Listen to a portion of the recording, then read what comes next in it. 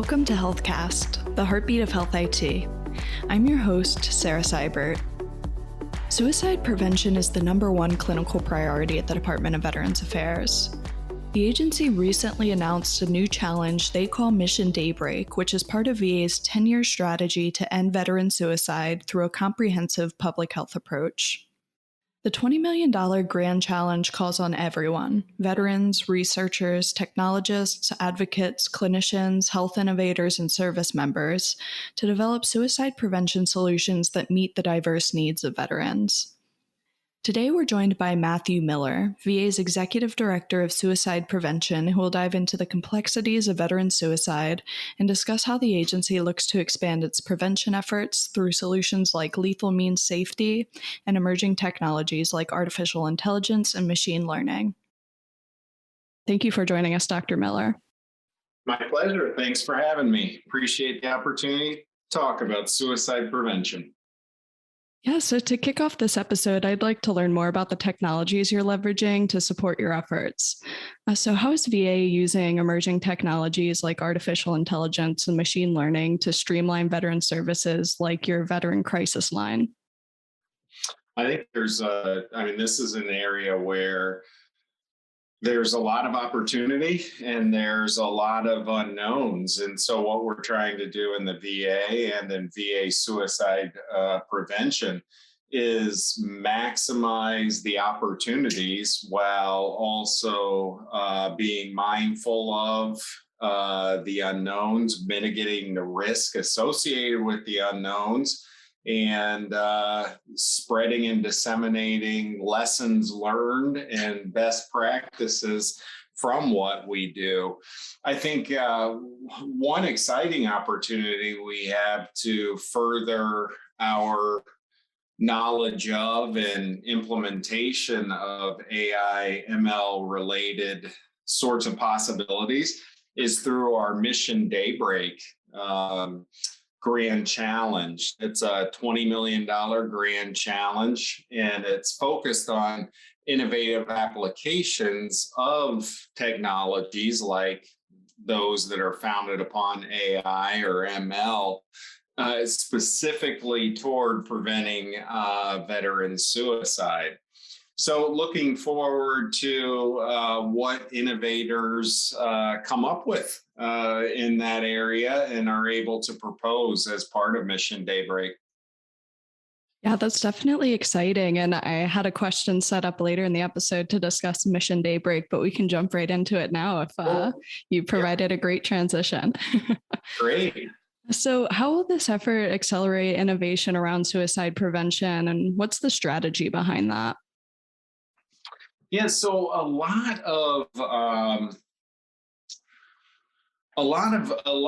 ways for getting things done, at least for me, over the last 2 or 3 years in the VA, has been through your own staff and internal processes like what we have in Veterans Health Administration, or through a contract, buying the service or buying the product.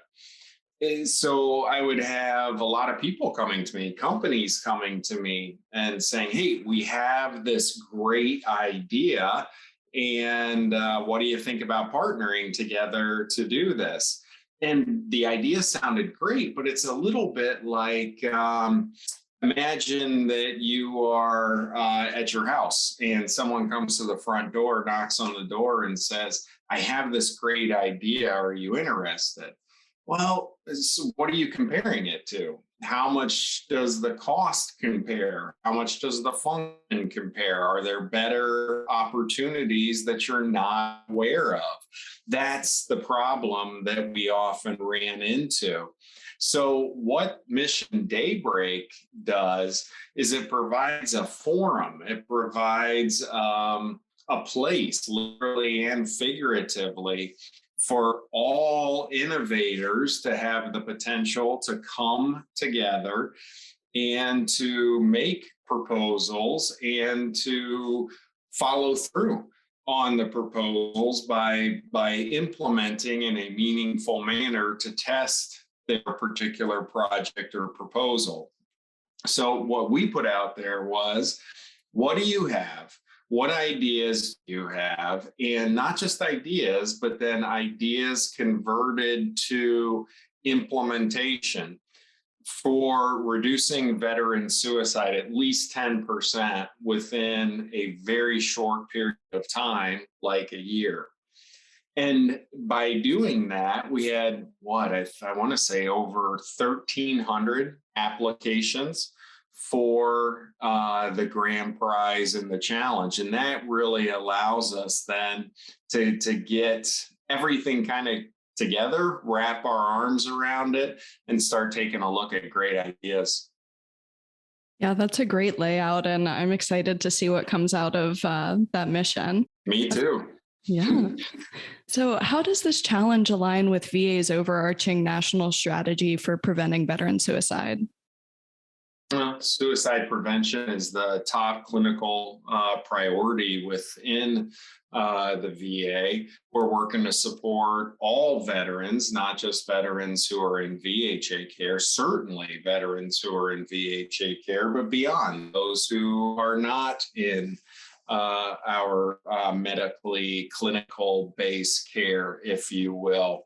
So to reach all veterans with innovations and options, this allows us to expand a bit beyond the typical reach that we would have and find solutions.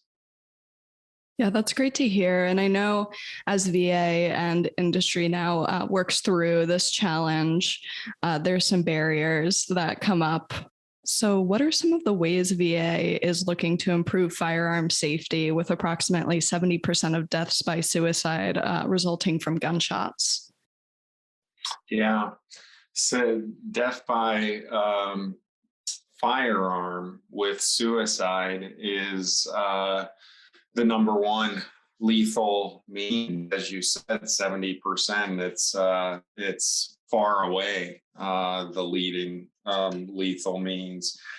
A lot of people have asked me if you could do just one thing and focus on one thing for suicide prevention, what would it be? My answer would be lethal means safety, particularly around firearms, since it accounts for 70% of suicide.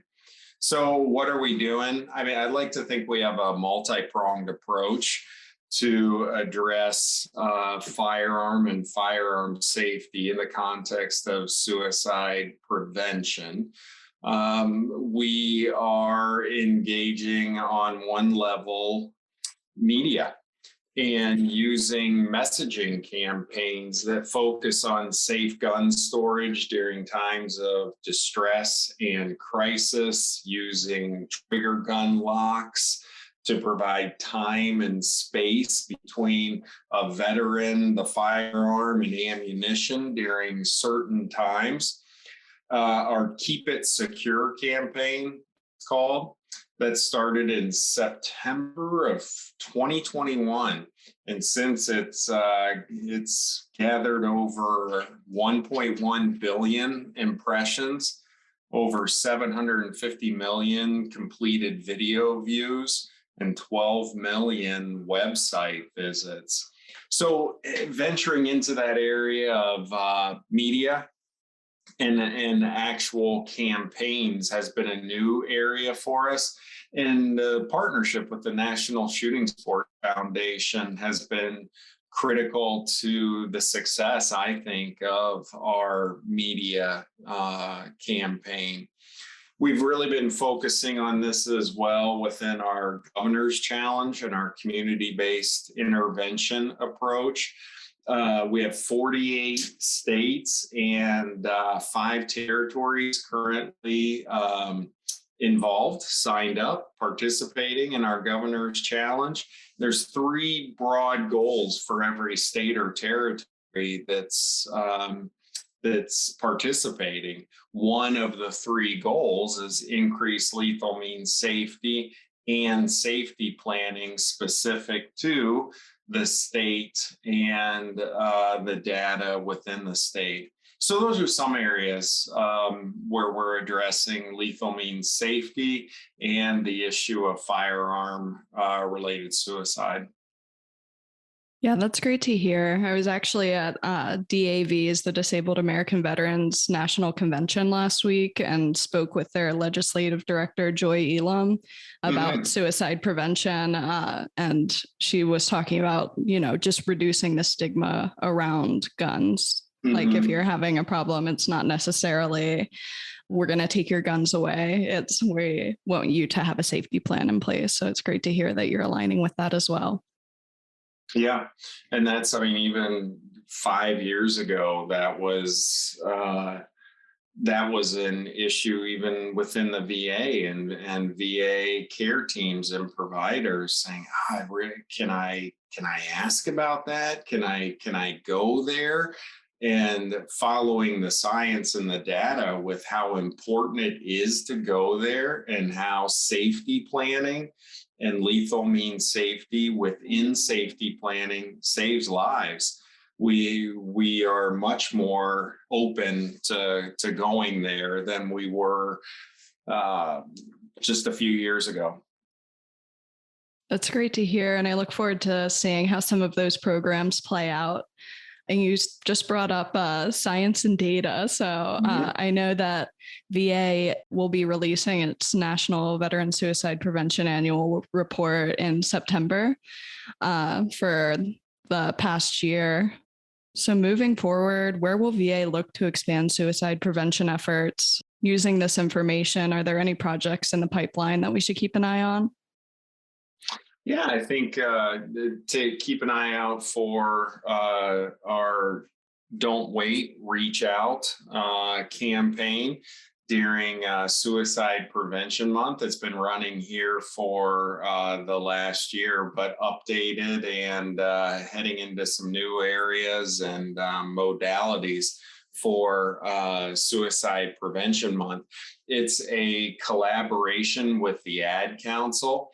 And we're going to launch another phase of PSAs and social media during September. This particular campaign is focused on seeking help before a crisis occurs and destigmatizing help seeking for veterans.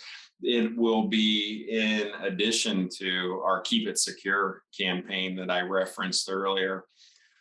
Here soon, keep an eye as well on the Staff Sergeant Parker Gordon Fox Suicide Prevention Grant Program.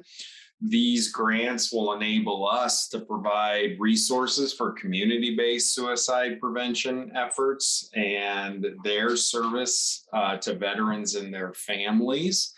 We're looking forward to awarding numerous community-based organizations that successfully applied here this year.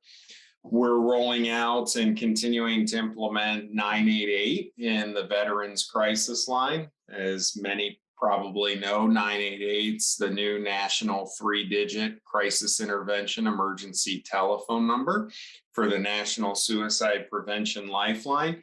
And it's the same Veterans Crisis Line people have known and come to trust. You just press 1 when you receive the prompt after dialing 988, and you're automatically connected to us at the VCL. We're going to be doing and expanding our research efforts, particularly related to lethal means. We're going to be working with the VA's Office of Research and Development to advance suicide prevention related science that melds the science with clinical operations and priorities. I think a good example of some work I'm excited about there, development of an emergency department, lethal means safety intervention. So those are some big things on the horizon here as we go into the fall. That's great. I look forward to seeing how that all unfolds and watching your successes. So as we close out this episode, are there any final thoughts you'd like to add or anything we missed? Hmm. Well, I think that we're going to continue to uh, look at AI and ML in terms of how we can better serve veterans as part of that. So, uh, continuing to expand and explore opportunities for that. And I think programs like this that help people to better understand the possibilities within that. And it helps to demystify it a little bit and helps get people thinking about how it might be applied to something like suicide prevention. I know the first time I heard it, I said, how would artificial intelligence or machine learning have anything to do with suicide prevention? We started talking about, well, how could machine learning be used to go through just the thousands of pages, either literal or electronic, of documentation that would help us to understand patterns and themes and indicators within veteran responses on the veteran crisis line? That could inform training, that could inform risk assessment, that could save lives. I hadn't thought of that. So I appreciate conversations like this that let us think creatively and expand possibilities. Yes, so do I. Thank you so much for joining us today. And I look forward to watching some of the new solutions that come out of Mission Daybreak and your other programs that you have in the works. Thanks so much. Thank you for tuning in. And if you enjoyed the show, please follow us on your favorite podcast app or listen to more at govciomedia.com. Until next time.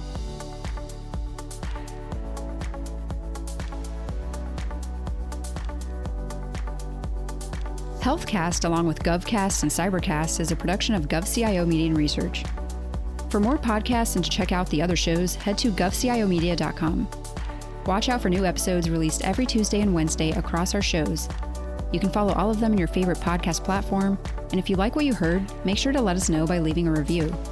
And if you have any topics you think we should look into, contact us at newsletter@gcio.com.